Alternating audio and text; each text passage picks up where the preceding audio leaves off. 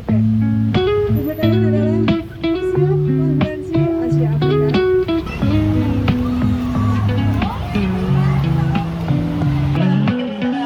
Saw you standing by the corner light, instant spark ignited in the night. Your smile like diamonds ever bright, forever my...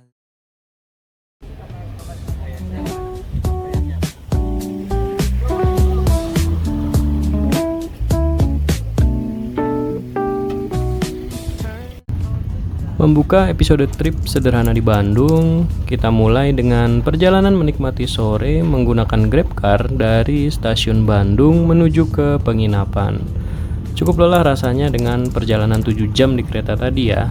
Ya, walaupun kita hanya duduk, tapi cukup jadi alasan kuat untuk kita memutuskan rehat sejenak sebelum nanti malam kita coba untuk mengunjungi salah satu ikon Bandung, yaitu Jalan Braga.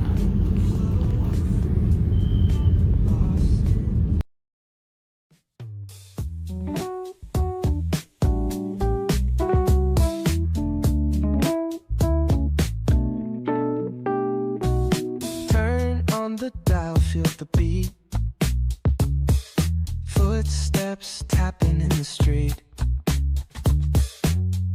Hearts sync with the rhythm, wild old spirit.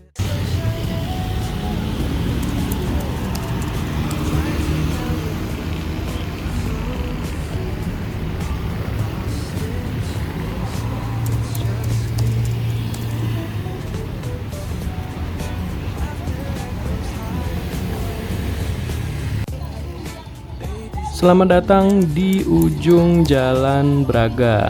Nah, ini merupakan destinasi pertama yang saya datangi di kota Bandung. Dan malam ini kita akan coba untuk jalan-jalan santai di sekitaran Jalan Braga, sambil nanti kita coba cari cemilan dan makan malam. Nah, kenapa coba nama trip ini adalah trip sederhana? Nah, jadi ke Bandung kali ini kita memang tidak memiliki banyak waktu ya untuk stay panjang di kota Bandung. Ya karena memang tripnya singkat dan tanggal liburan yang mepet. So kita putuskan untuk memilih destinasi yang letaknya di sekitaran kota saja, terjangkau, dan dengan kategori budget. Ini adalah suasana malam di Jalan Asia Afrika. Ya, di sebelah kanan adalah bangunan Museum Konferensi Asia Afrika. Nah, kalau kita misalkan lurus ke depan ke arah barat itu adalah alun-alun Bandung dan ada tulisan Pidi Baik. Nah, tapi kita malam ini tidak ke arah sana. Untuk Museum Asia Afrika sendiri dibuka mulai dari pagi ya, jam 9 sampai dengan jam 3 sore, dan gratis untuk biaya masuknya. Hanya kalau misalkan teman-teman rombongan atau lebih dari 20 orang itu biasanya harus reservasi terlebih dahulu di situs webnya. Tapi kalau sendiri ataupun sedikit bisa masuk dengan gratis.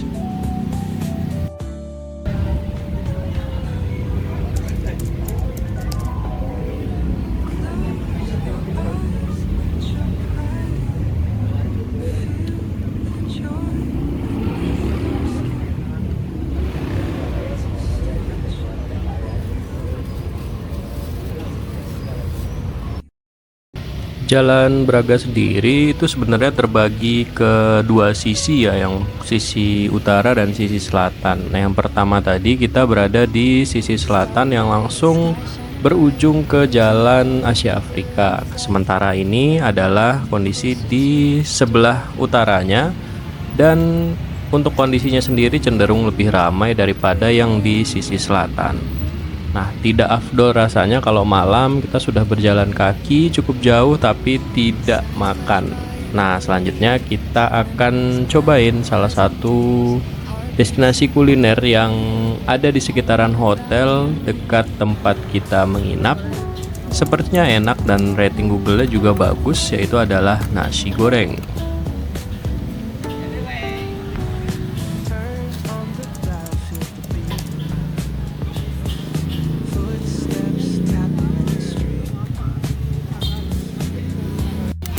Ini saya pesan nasi goreng seafood ya, dan telur kecap. Nah, ini telur kecapnya juara sih menurut saya. Pas banget kalau dimakan sama nasi goreng. Dan yang penting adalah budgetnya pas di kantong. Hari kedua di Bandung, dan pagi ini kita akan bersiap menuju ke Museum Geologi, dan nanti akan kita lanjutkan dengan keliling kota Bandung menggunakan bandros.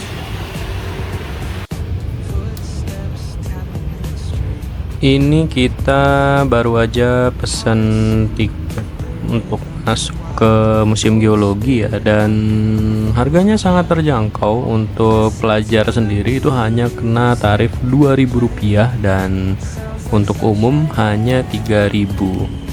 Jadi untuk umum Rp3.000 kita sudah bisa jalan-jalan dan dapat ilmu.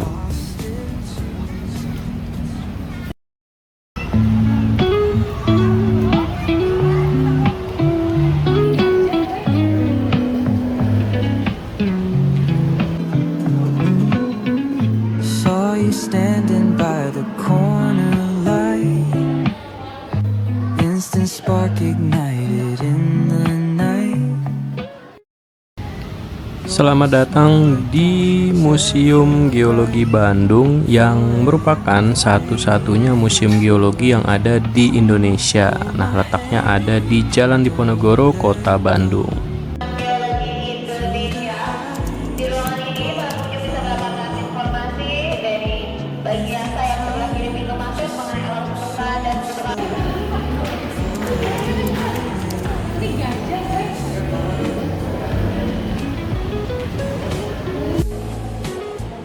Untuk teman-teman yang pengen cari alternatif destinasi liburan di kota Bandung, saya saranin Museum Geologi menjadi salah satu destinasi yang wajib dikunjungi. Di Museum Geologi ini kita bisa melihat banyak atraksi ya. Ada yang terkait dengan bumi, bagaimana pembentukan dunia, sampai ke fosil-fosil yang mungkin pernah ditemukan baik itu di Indonesia ataupun di sekitaran Indonesia. Di sini juga kita bisa melihat bagaimana pentingnya sumber daya air yang ada di bumi kita dan menunjang kehidupan manusia.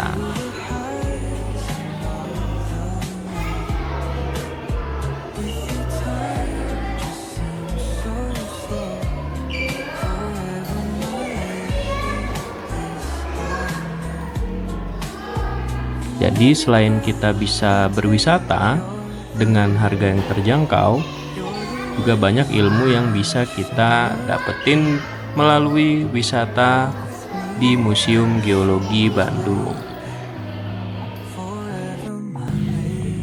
Tepat di depan Museum Geologi Bandung ada wisata terintegrasi untuk keliling kota Bandung dan dinamakan Bandung Tour on the Bus atau disingkat Bandros. Nah, wisata keliling kota Bandung menggunakan bandros ini merupakan wisata yang terjangkau juga dan bisa sekaligus menambah pengetahuan kita tentang kota Bandung. Sekalian kita keliling-keliling dan jalan-jalan mengitari pusat kota Bandung.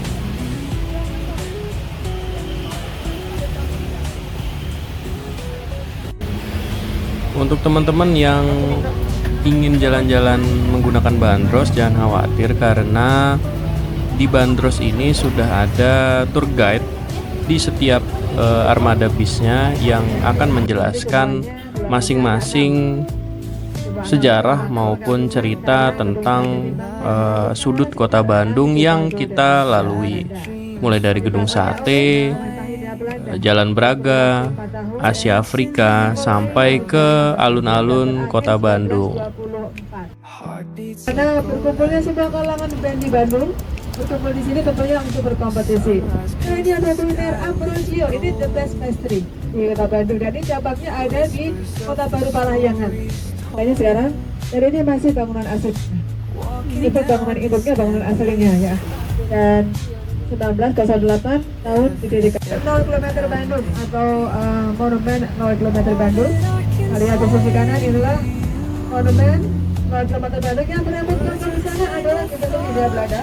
Dan itu adalah setiap zaman dulu yang dulu untuk mengaspal jalan ini. Dan sisi kiri kita lihat ini adalah Hotel Savoy Heaven. Ini hotel yang tertua di Bandung. Di masa dulu tempat menginapnya Delegasi Konferensi Asia Afrika. Melayani kaum sosialita, kawan-kawan elit orang-orang Belanda. Namanya dulu Toko de Vries yang dimiliki oleh Tuan Kemarin Louis de Vries. Dan sekarang menjadi kantor OCBC Bank. Di sekarang adalah Museum Konferensi Asia Afrika. Dan juga ini museum yang free ya, jadi kalau ke sini free dan tetapi harus reservasi dulu. Dan juga ada Gedung Merdeka, tempat gelarnya Konferensi Asia Afrika yang diprakarsai oleh Insinyur Soekarno, diikuti oleh 129 negara. Di depan nampak di sana adalah lokasi di mana hantu-hantu millennial show. Karena ini weekend, jadi mereka tampilnya pagi. Dan biasanya di hari weekday mereka tampilnya sore.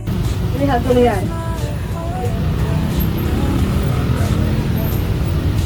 Sebenarnya kita berada di kawasan Taman Alun-Alun Kota Bandung atau Taman Publik yang ada pusat Kota Bandung. Jadi ada monumen Konferensi Asia Afrika dilambangkan dengan letak global dunia. Taman Alun-Alun Bandung, di mana alun-alun ini sudah ada sejak era kolonial Belanda. Dan dulu ketika membangun alun-alun kolonial Belanda ini berdasarkan 4 elemen yang berdasar. Jadi yang pertama harus ada tempat ibadah, ada masjid, kemudian ada gereja. Sebelum bertolak ke Jakarta, jadi setelah ini kita akan ke Jakarta menggunakan WUS. Nah, kita mampir dulu mencoba untuk makan cuanki dan batagor di Cuanki dan Batagor Serayu.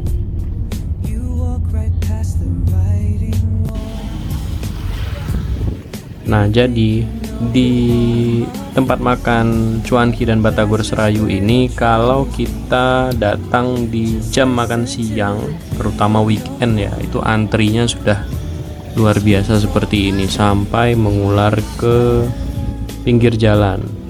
Di sini juga ada 2 tempat ya, ada yang indoor maupun yang outdoor.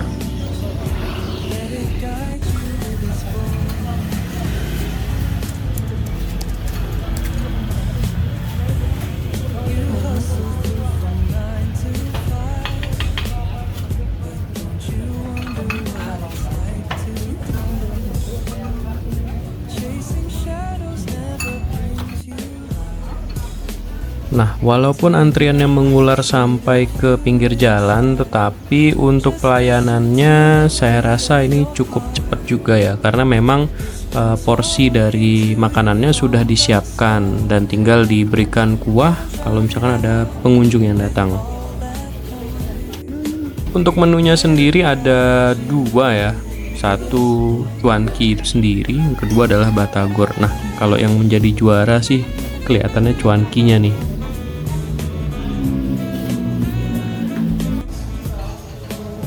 Ini dia batagor dan cuanki Serayu. Kita makan dulu. Oke.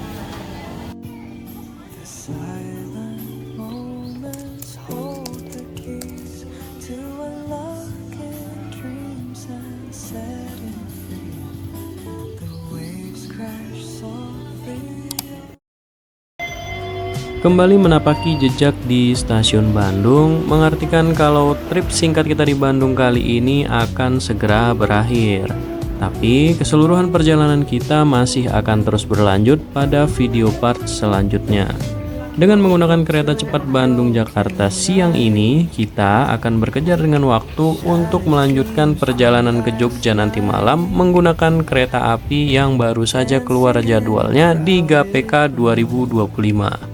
So, ikuti terus perjalanannya di video-video selanjutnya. Sunrise paints the sky with gold. Whispers of the stories told. walking down this endless street. Every step a pound